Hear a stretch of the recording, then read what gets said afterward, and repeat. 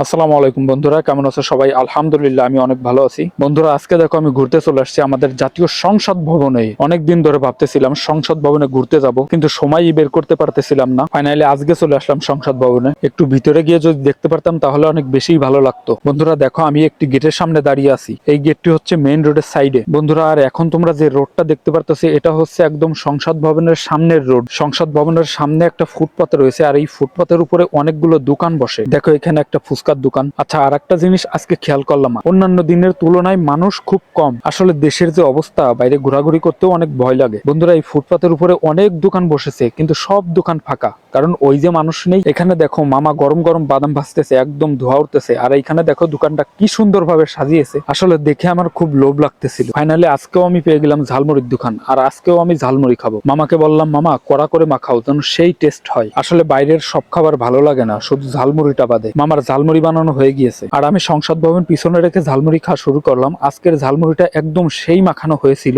বন্ধুরা সবাই ভালো থাকো, সাপোর্ট করো। আজকের মতো বিদায়।